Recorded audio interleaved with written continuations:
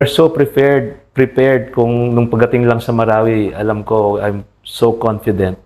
And in fact, nung nagpunta ako, sir, doon, dahil dalawang test mission ng ongoing, jump off na kaming dalawang team lang. Yung isang team composed of my one NCO, and yung team na sinamahan ko, SR Class 200, ako lang talaga ang sumama doon kasi lahat naka-engage na sa headquarters.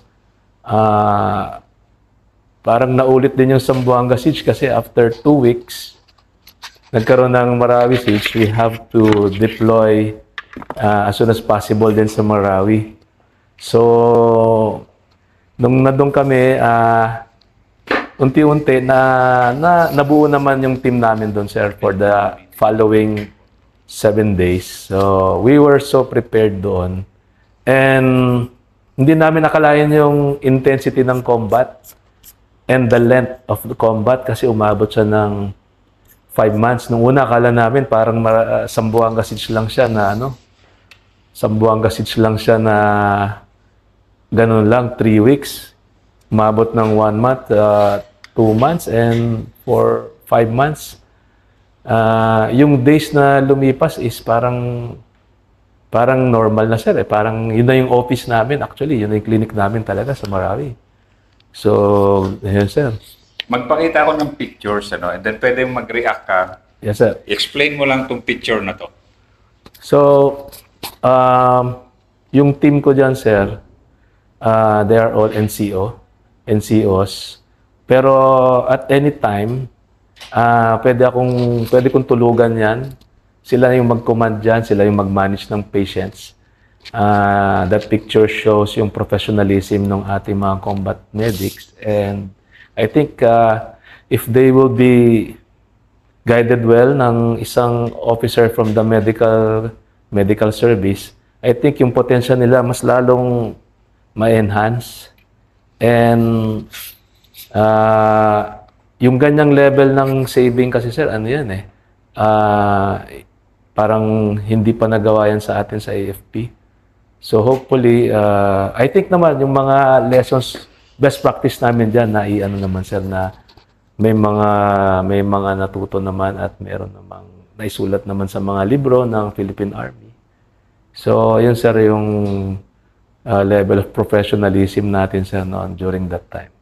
So, pagpasok mo sa Marawi, ano yung na-compare mo agad yung Zamboanga versus Marawi? Ano yung mga differences sa setup mo sa TC3 mo doon sa Marawi versus tong Zamboanga na parang doon ka natuto Ito, live na to, mas malakihan talaga. Yes, sir. Pareho lang, sir. Parehong kulang sa gamit, parehong magulo. Mas magulo dyan, sir. Mas intense yung firefight. Ang gamit namin, mas kulang. wala nag-improve, sir. Pero ang nagbago, sir, yung mindset namin because as the day go along, as the firefight or the war was going on, hindi kami nawala ng pag-asa and nag-improvise kami, which is dyan magaling tayo sa Armed Forces of the Philippines. And eventually, dumating yung mga supplies na hinihingi namin doon especially sa level namin sa frontline. So, dumating dyan. Ang kaibahan is dyan, in a way, hindi naman bumaha, pero naging sufficient siya na nakasave kami. So, you were eventually, after 2 to 3 weeks, nakakapag-save kami ng lives more efficiently. And I think kahit sa infantry, sir, hindi tayo equipment based or it's not the weapon, the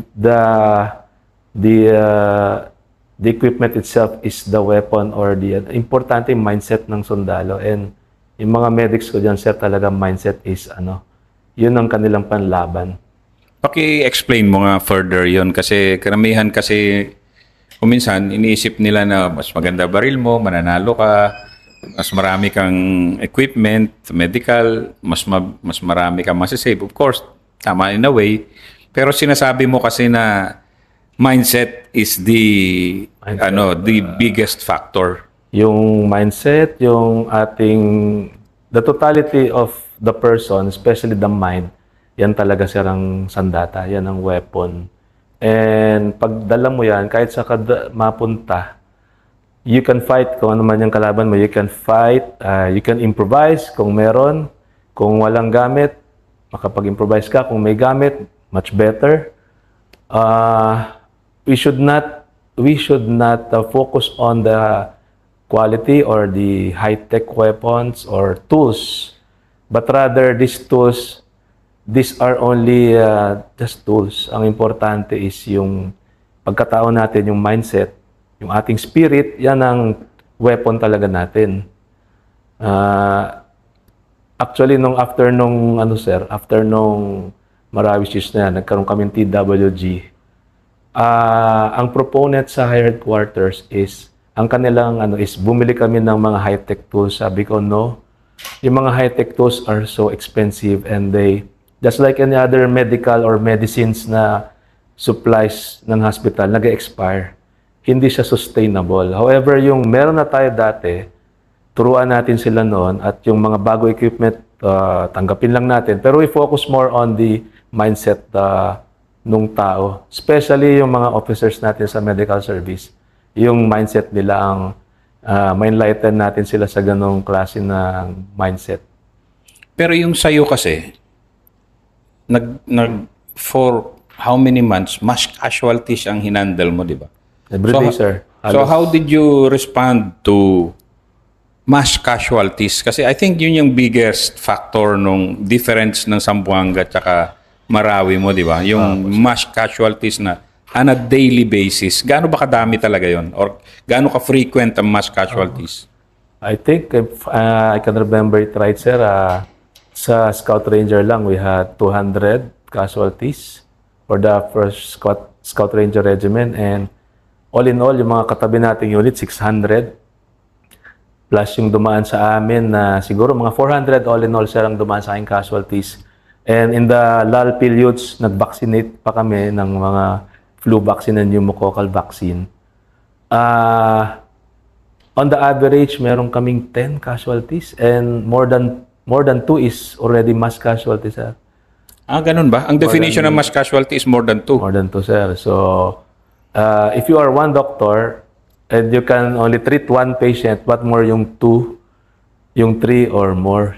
So, management, time management, and also triage. Yung triage is yung art of identifying patients who gets to be treated first and who gets to be treated next. So, yung ganong level of, sir, is nasa medical officers yan eh. Yung ganong level, it's beyond doon sa ating mga medical service NCOs, yung mga aidman.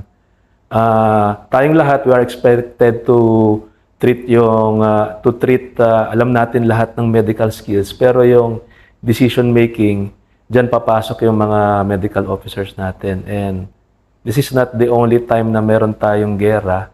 At any time meron tayong gera kung saan mang batalyon. So, we need to have more officers as much as possible, closer to the far forward units as much as possible, sir. Kasi yung sabi mo na 10 almost on a daily basis, kasi yung isang kasama mo doon, si Sergeant Galgo, talagang niya na, sir, ang gift ni Colonel Candelaria at that time, kaya niyang i-delegate din yung nasa amin dahil ilan nga lang kami, sabay-sabay. Parang meron yata kayong parang 60 plus ba na 40 plus na yes, casualty in just one day. One night pa, sir, yun.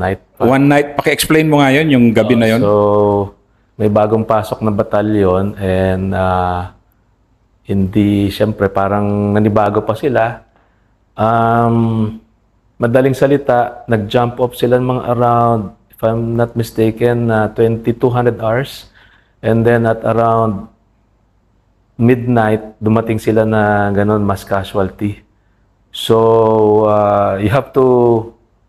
at first, you have to look from a helicopter view perspective. Tignan mo talaga dyan, ma-identify mo as doctor sino yung grabe.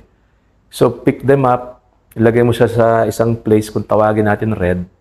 And everybody who can talk, who can walk, who can sit down, ilagay mo yan sa later, sa green. So, sa amin, sir, actually, madali na yun. Hindi talaga siya, probably overwhelming siya sa mga non-medical. Pero sa amin, and especially me as a surgeon, madali na lang siya. Ang nagustuhan ko lang, I think, ang best practice ko doon is tinuro ko siya sa tropa ko na NCO. They're not medical, they're not doctors, pero naturuan ko sila ng ganon. So, sila, during that chaotic period, ano na rin sila, sir, sanay na sila.